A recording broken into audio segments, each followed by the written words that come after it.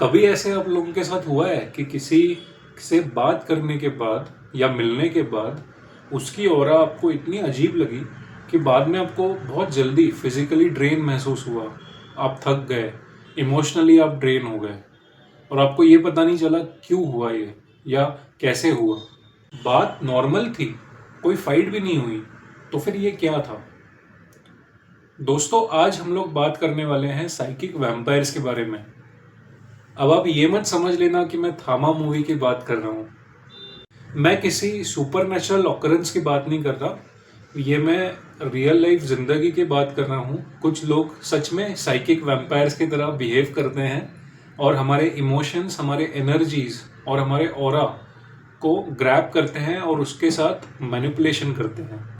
Psychic vampires ये आपका time, empathy, आपकी एनर्जी, आपका सब ऑरा छीन लेते हैं और आपको इमोशनलेस बना देते हैं, या ये बोल सकते हैं इमोशनली कंफ्यूज बना देते हैं, क्योंकि वो आपकी पूरी इमोशनल एनर्जी अपने तरफ अट्रैक्ट कर रहे हैं, जानते हुए या ना जानते हुए।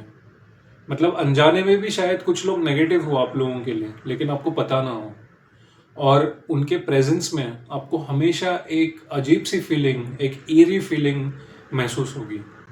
इसीलिए तो बोलते हैं कि अगर आपकी उपासना अच्छी है या मेडिटेशन अच्छी है तो आपको एक सेल्फ अवेयरनेस आ जाता है ऐसे लोगों से कि कौन आपके एनर्जी को चूसने की कोशिश कर रहा है। क्योंकि साइकिक वैम्पायर क्या करते हैं, वो आपका ब्लड नहीं चूसते, लेकिन आपके इमोशंस को चूसते हैं, आपको कंफ्यूज कर जाते हैं। क्योंकि अगर आप एक गोल को लेकर मन में चल रहे हो तो कुछ देर बाद अगर आप उनके प्रेजेंस में रहे तो वो गोल भी शायद आप भूल जाओगे। शायद ये हो सकता है कि आप एम्पैथेटिक हो, आपको सामने वाले इंसान का दर्द समझने में अच्छी अंडरस्टैंडिंग है या एक अच्छी आपकी सोच है, जिस वजह से आप टेंडेंसी रखते हो ऐसे लोगों की इमोशनल लोड को हल्का करने में। लेकिन कौन से लिमिट तक, किस लिमिट तक? आप भी इंसान हो, आपके भी इमोशंस हैं। आप शायद अनकॉन्शियसली दूसरों का इमोशनल लोड उठा रहे हो और इस वजह से आप खुद थोड़े से दबे हुए आपको महसूस हो रहा है, या आपको ऐसे महसूस हो रहा है कि आप हो तो एक सोल, एक बॉडी में, लेकिन आपके ऊपर डबल एनर्जी बैठी हुई है। क्यों? क्योंकि आप इनको अनकॉन्शियसली अट्रैक्ट कर रहे हो खुद की तरफ। आप अपने मन में इन थॉट्स को या इन साइकिक वैम्पायर्स को अपनी जगह बनाने दे रहे हो। ये होता तो पहले धीरे धीरे है।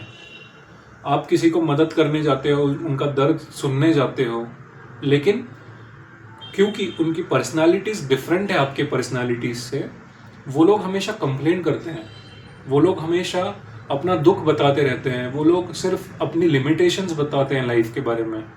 और धीरे धीरे आपको ऐसा लगने लग जाता है कि क्या लाइफ सच में इतनी लिमिटेड है?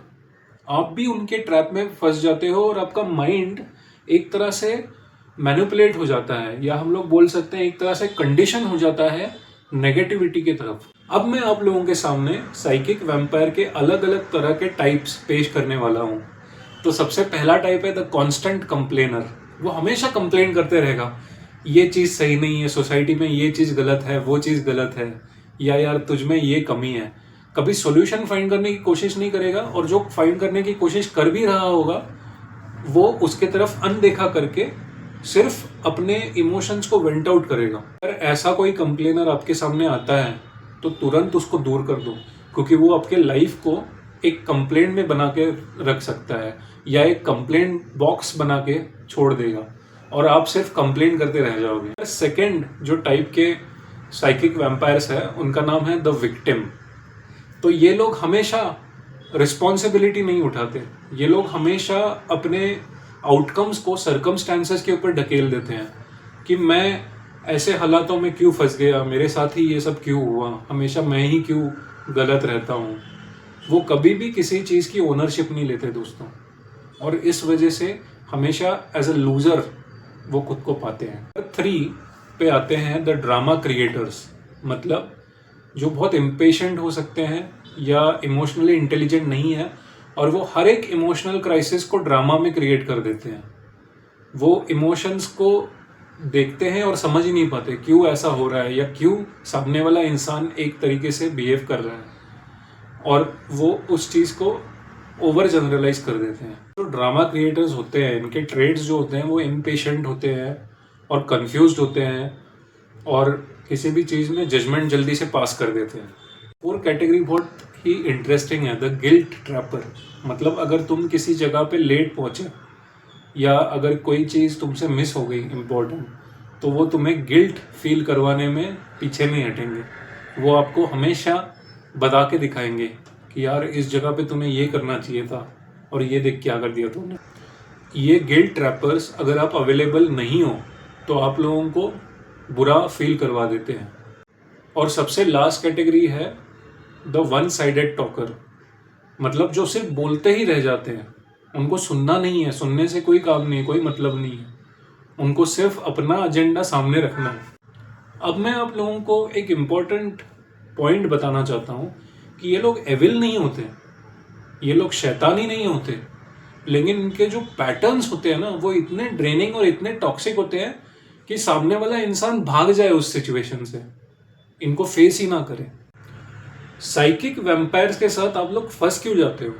क्योंकि आप उनके लिए हमेशा अवेलेबल रहते हो, उनके लिए एक डंपिंग ग्राउंड बन जाते हो, उनके थेरेपिस्ट बन जाते हो, बिना मतलब बिना रीज़न के। उनके लिए बाउंड्रीज सेट नहीं करते, ना बोलने की क्षमता आप में जैसे कि ना बराबर हो जाती है, और आपके इन्हीं इमोशंस को पकड़ के वो साइकिक वैम्पायर्स आपको ड्रेन कर देते हैं आपकी एनर्जी से, और हमेशा एक मैनिपुलेटिव वे से आपके पास अपने पूरे इमोशंस छोड़ देते हैं, और वो तो खुद फ्री हो जाते हैं लेकिन आप परेशान हो जाते हो। अब हम लोग आते हैं अपने इस वीडियो के मेन टॉपिक के ऊपर, सॉल्यूशंस, कि कैसे दूर भगाए साइकिक वैम्पायर्स को या कैसे उनसे एक लिमिट तक मिले और अपनी बाउंड्री सेट करें। तो दोस्तों, हम लोग इंसान हैं, भगवान नहीं है, और हमारे पास हमारे लाइफ के प्रॉब्लम्स कम नहीं है कि हम लोग इनके प्रॉब्लम्स सॉल्व करते बैठे। आप किसी को फिक्स करने के लिए रिस्पॉन्सिबल नहीं हो। अगर किसी को प्रॉब्लम है अपने लाइफ में तो उनको किसी थेरेपिस्ट के पास चले जाने दो। आप कोई डंपिंग ग्राउंड तो है हो नहीं, राइट? तो सबसे पहला पॉइंट है कि अपनी बाउंड्रीज बनाते वक्त इमोशनल मत हो। उनकी बातें सुनो लेकिन उन्हें अब्जॉर्ब मत करो। एम्पैथी दिखाना और उस इमोशन में डूब जाना, इसमें बहुत फर्क है। एम्पैथी दिखाना मतलब उनकी बातें सुनना और ये महसूस करने की कोशिश करना कि अगर आप उनके जगह होते तो आपको कैसे फील होता। लेकिन वहाँ तक खुद को देखना है। अगर सॉल्यूशन है तो उन्हें बताना है, अगर नहीं है तो ज़्यादा ओवर एक्सप्लेन करने की ज़रूरत नहीं है दोस्तों। आपको खुद को उस सिचुएशन से या उस इमोशन से डिटैच कर देना है। जितना आप लिमिटेड एक्सेस रखोगे खुद का, उतनी रिस्पेक्ट आपकी इन साइकिक वैम्पायर्स के मन में बढ़ जाएगी और वो बेचैन हो जाएंगे। इसीलिए हर एक फ़ोन को पिकअप करना ज़रूरी नहीं है, हर मैसेज का रिप्लाई करना ज़रूरी नहीं है।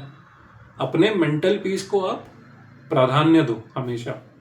खुद को कभी भी गिल्टी महसूस फील करने की कोशिश मत करो जब आप एक साइकिक वैम्पायर से डील कर रहे हो, क्योंकि अगर आप गिल्टी फील कर रहे हो ऐसे, अगर आपने दिखा दिया गलती से, तो ये साइकिक वैम्पायर आपकी पूरी इमोशंस को चूस लेंगे।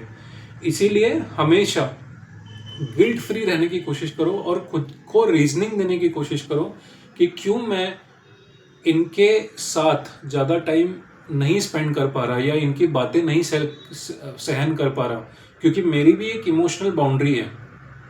अगर मैं ड्रेन फील कर रहा हूँ तो मैंने खुद के मेंटल पीस को रिस्पेक्ट करना चाहिए, ना कि उनके बहाव के साथ उनके इमोशंस के बह जाना चाहिए। देखिए, कोई भी हेल्दी रिलेशनशिप होता है उसमें दोनों तरफ से एनर्जी एक्सचेंज होता है। कोई वन साइडेड अफेयर नहीं होता कि एक जन अपनी इमोशंस और एनर्जी पूरी तरह से लगा रहा है और दूसरा जो इंसान है वो सिर्फ पॉजिटिविटी लेके अपनी नेगेटिविटी दूसरे के ऊपर छोड़ रहा है।